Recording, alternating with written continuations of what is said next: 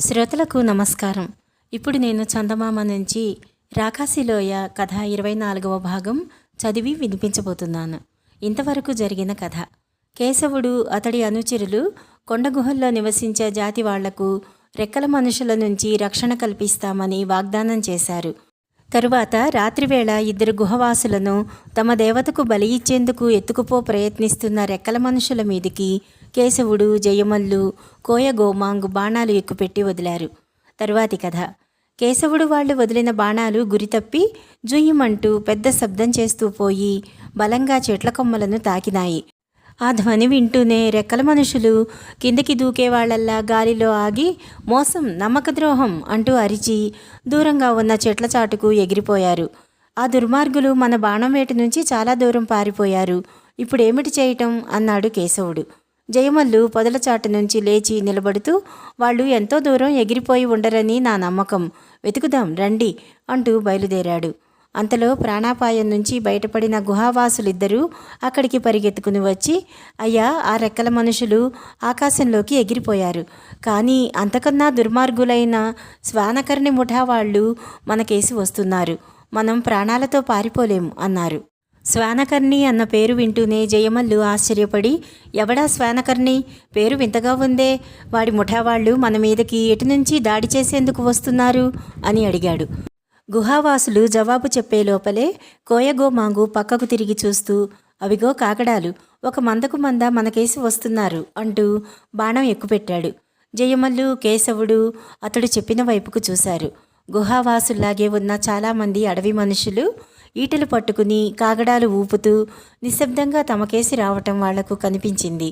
జయమల్లు బాణం ఎక్కుపెట్టి వాళ్ళకేసి కొంత దూరం నడిచి ఆగి, మీరెవరో మాకు తెలియదు, మీకు మాకు ఎలాంటి శత్రుత్వం లేదు, మీ దారిన మీరు పొండి, అలా చేయకపోయారో మీకు మా చేతుల్లో చావు తప్పదు అన్నాడు.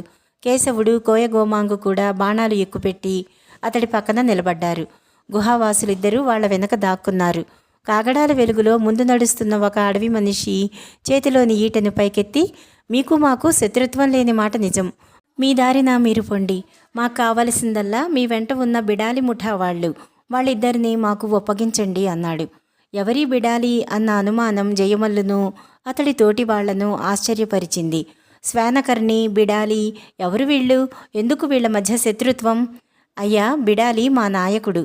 ఇవాళ ఉదయం వేళ ఆయన్ని మీరు చూశారు. మాలాగే ఈ శ్వానకర్ణి ముఠా వాళ్ళు కూడా కొండగుహల్లో నివసించే జాతి వాళ్లే. అయినా వాళ్లకు మాకు బద్ధవైరం. వాళ్లకు మమ్మల్ని ఒప్పచెపుతారో నిలువునా కోసి చంపేస్తారు అన్నాడొక గుహావాసుడు వణికిపోతూ. జయమల్లు, మనం వీళ్ళని రక్షిస్తామని మాట ఇచ్చాం. ఏమైనా సరే ఆ మాట నిలబెట్టుకోవలసిందే అన్నాడు కేశవుడు. కోయగోమాంగు తలాడించి వింటితాడు బలంగా లాగబోయాడు. జయమల్లు అతన్ని వారిస్తూ, కేశవ, మనం చేసిన వాగ్దానం నిలబెట్టుకోలేనంత పిరికిపందలం కాదు. కానీ పరిస్థితి చూసావా? మన విరోధులు 40-50 మంది వరకు ఉన్నారు. మనం వాళ్ళందరినీ చంపి పారిపోగలగటం సాధ్యమయ్యేది కాదు అన్నాడు. అయితే ఏమిటి నీ ఆలోచన అన్నాడు కేశవుడు అనుమానంగా. రాజీ మాటలతో వాళ్లను ముందుకు రాకుండా ఆపుదాం. అలా సాధ్యం కాకపోతే అన్నింటికీ తెగించి పోరాటం చేద్దాం అంటూ జయమల్లు ముందుకు 2 అడుగులు వేసి, ఇప్పుడు మాట్లాడింది శ్వానకర్ణియేనా? అలా అయితే ఈటే అవతల పారేసి ఒక్కడు ముందుకు రాకోరతాను. ఇదిగో నా విల్లంబులు వదిలేశాను అంటూ తన విల్లంబులను కింద పడవేశాడు. శ్వానకర్ణి మా నాయకుడు. ఆయన గుహ దగ్గరే ఉన్నాడు. నేను ఆయన అనుచరుణ్ణి. కాలయాపనెందుకు? ఆ బిడాలి ముఠా వాళ్ళిద్దరినీ వదిలి మీ దారిన మీరు పొండి అన్నాడు శ్వానకర్ణి అనుచరుడు. అలా ఎన్నటికీ జరగదు. వాళ్ళిద్దరినీ మీరు పట్టుకోవాలంటే ముందు మాతో యుద్ధం చెయ్యాలి. అందుకు తయారయ్యారో మీలో ఒక్కడు బతకడు. మా బాణాల దెబ్బ మీకు తెలియదేమో. ఇంతకు ముందే 2 రెక్కల మనుషుల్ని చెట్టు మీద నుంచి కింద పడేలా కొట్టాం అంటూ జయమల్లు బాణం ఎక్కుపెట్టాడు. ముగ్గురు విల్లంబులతో ముందుకు 4 అడుగులు వేసేసరికి శ్వానకర్ణి అనుచరుడు వెనుతిరిగి తన ముఠా వాళ్లతో ఏదో అన్నాడు. వెంటనే అందరూ అతడి చుట్టూ గుంపుగా చేరి గడబిడగా మాట్లాడుకోసాగారు. కేశవ, ఆ గొడవ చూశావా? మన మీద దాడి చెయ్యటమా మానటమా అన్న సమస్య తేలక వాళ్లల్లో వాళ్లే తన్నుకునేటట్టున్నారు. ఇదే మంచి అదను. ఒక పేచీ వేసి చూస్తాను అంటూ జయమల్లు అడవి మనుషులకేసి తిరిగి, మీలో చావదలుచుకున్న వాళ్ళంతా ముందుకు రండి, తతిమా వాళ్ళు వెనక్కు తిరిగిపోండి. మీ నాయకుడు శ్వానకర్ణి ఈ సమయంలో ఇక్కడ ఉంటే మాతో స్నేహానికి తప్పక ప్రయత్నించేవాడు. మీరు వట్టి మందమతుల్లా ఉన్నారు అన్నాడు. జయమల్లు ఇలా అనగానే శ్వానకర్ణి అనుచరుణ్ణని చెప్పుకున్నవాడు తోటి వాళ్లను పెద్దగా కసురుకుని జయమల్లు కేసి 2 అడుగులు నడిచి, మీరు కావాలంటే మా నాయకుడితో స్వయంగా మాట్లాడవచ్చు, భయం లేకపోతే మా వెంట రండి, ఆయన ఉండే గుహకు తీసుకుపోతాం అన్నాడు. భయం అన్న మాట వింటూనే కేశవుడికి ఎక్కడ లేని పౌరుషం వచ్చింది. వాడు వింటి తాడును గట్టిగా లాగి మోగిస్తూ, మేము కావాలంటే మీ నాయకుడి దగ్గరికే కాదు, అతడి ముత్తాత దగ్గరికైనా వస్తాం, నడవండి అన్నాడు తీవ్రంగా. జయమల్లుకు కేశవుడు అనాలోచితంగా మాట జారాడేమోనన్న భయం కలిగింది. కానీ ఇప్పుడు అన్నమాట మీద నిలవక తప్పదు. మాట తప్పితే తాము భయపడుతున్నామనుకుని ఆటవికులు ఒక్కమ్ముడిగా మీద పడవచ్చు. జయమల్లు ఇలా ఆలోచిస్తూనే వెనుతిరిగి వెనక నిలబడి ఉన్న గుహావాసుల్లో ఒకడికి అక్కడి నుంచి పారిపోయి జరిగిన సంగతేమిటో తమ నాయకుడైన బిడాలికి చెప్పమన్నాడు. 2వ వాణ్ణి తమ వెంటే ఉండమన్నాడు. అంతలో శ్వానకర్ణి అనుచరుడు పెద్దగా గొంతెత్తి, మీరన్నదే బావుంది, మా వెంట రండి, మా నాయకుడితో మాట్లాడుదురుగాని, ఆయన మిమ్మల్ని మీ దారిన పొమ్మంటే పోవచ్చు, అనవసరంగా మీరు మేము ఆ బిడాలి ముఠా వెధవలిద్దరి కోసం ఇక్కడ చావటం ఎందుకు అన్నాడు. సరే, మీరు ముందు నడవండి, మీ గుహలుండే చోటుకు చేరే వరకు మీకు మాకు ఇప్పుడున్న దూరమే ఉండాలి, ఏదైనా మోసం చేయ చూస్తే మీలో ఒకడు కూడా బతకడు అన్నాడు జయమల్లు. ఆ తరువాత అంతా ముందుకు కదిలారు. ఒక అరగంట కాలం ప్రయాణం చేసి ఎత్తైన కొండలు కల ఒకానొక ప్రాంతాన్ని చేరారు. అప్పటికి తూర్పు దిక్కు కొంచెం కొంచెమే తెల్లనవుతున్నది. ఆ వెలుగులో జయమల్లుకు అతడి అనుచరులకు ఎగుడు దిగుడుగా ఉన్న కొండలు, వాటి అంచుల మీద నిలబడి ఉన్న గుహావాసులు కనిపించారు. అందరూ ఆ ప్రదేశానికి చేరుతూ ఉండగానే పైనుంచి పెద్ద పెద్ద కొండరాళ్లు దొర్లి కేశవుడు వాళ్లకేసి రాసాగినాయి. అది చూస్తూనే ముందున్న శ్వానకర్ణి అనుచరులు కేకలు పెడుతూ కొండమీదికి పరిగెత్తారు.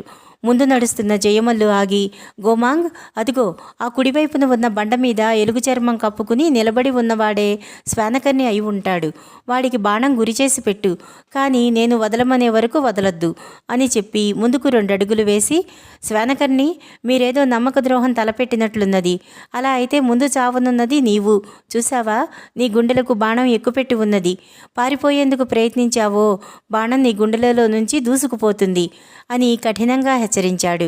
జయమల్లు హెచ్చరిక పూర్తయ్యే లోపలే శ్వానకర్ణి ముఠా వాళ్ళు వాళ్ల మీదకి కొండరాళ్లు దొర్లించటం ఆపేశారు. ఇంతలో శ్వానకర్ణి అనుచరుడు తమ నాయకుణ్ణి సమీపించి జయమల్లు వాళ్లను చూపుతూ ఏమో చెప్పాడు.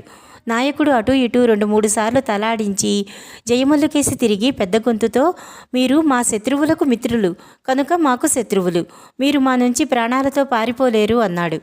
ఆ మాటలు వింటూనే కేశవుడు విల్లు పైకెత్తి, మల్లు, ఇక లాభం లేదు, ఆ శ్వానకర్ణిని మరికొందరిని కొట్టి పారిపోదాం, బాణం ఎక్కుపెట్టు అన్నాడు. జయమల్లు కేశవుడిని తొందరపడవద్దని వారించి, కేశవ, మనం ఈ ప్రాంతాలకు కొత్తవాళ్లం, ఇక్కడ నివసించే అడవి జాతి వాళ్ళందరితో వైరం పెట్టుకుని ఎక్కడికి పారిపోగలం, మనం పుట్టి పెరిగిన రాజ్యం వదిలినది మొదలు దారి పొడుగునా ప్రతి వాళ్లతో విరోధం తప్ప ఒక్కళ్లతో కూడా మనకు స్నేహం కలవలేదు. పులి మీద పుట్రలాగా బ్రహ్మదండి మాంత్రికుడు మనను వెన్నాడే ఉంటున్నాడు. మనం ఈ గుహావాసులతో మైత్రి చేయగలిగితే వీళ్ల నుంచి రాకాసిలోయకు వెళ్లే మార్గం తెలుసుకునే అవకాశం కలగవచ్చు. అంతేకాక నీ తండ్రి ఒకవేళ ఈ ప్రాంతానికి వస్తే అతడికి వీళ్ళు సహాయపడే వీలు కూడా ఉంటుంది అన్నాడు. తండ్రి పేరు వింటూనే కేశవుడు వెలవెలపోయి విలంబులు దించుతూ, కానీ వీళ్లతో స్నేహం చేయటమేలా, వీళ్ళు పచ్చి మాంసం తినే ఆటవికులు అన్నాడు.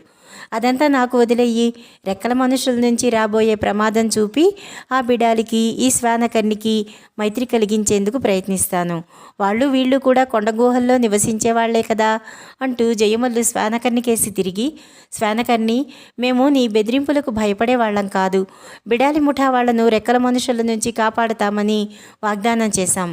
ఆ రెక్కల మనుషుల్ని 10-12 మందిని చంపాం కూడా. మీరు పోట్లాడుకుంటూ ఉంటే ఆ దుర్మార్గులు నీ ముఠా వాళ్లను కూడా ఏదో ఒక రోజున ఎత్తుకుపోవటం మొదలు పెడతారు. ఇంతకు నీకు ఆ బిడాలికి వైరకారణం ఏమిటి అని అడిగాడు. వైరకారణమా? ఆ బిడాలి తండా వాళ్లంత నీచులు ఎక్కడా ఉండరు. నేను గుహలో లేని సమయం చూసి వాళ్ళు మా మూలపురుషుడి రాతి కథ ఎత్తుకుపోయారు. అది ఎన్నో మహత్తర శక్తులు కలది. అది తిరిగి సంపాదించుకునేందుకు వాళ్ళనందరినీ సర్వనాశనం చెయ్యపోతున్నాను అన్నాడు శ్వానకర్ణి పళ్ళు కొరుకుతూ.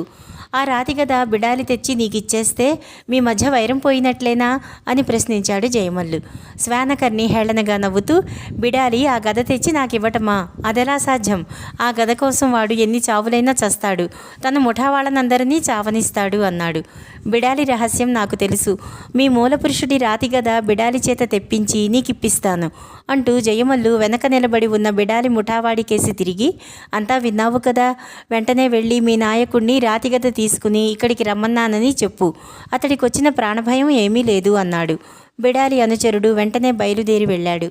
రాకాసిలోయ కథ 24వ భాగం ఇంతటితో సమాప్తం. తర్వాయి కథ 25వ భాగంలో తెలుసుకుందాము. నమస్కారం.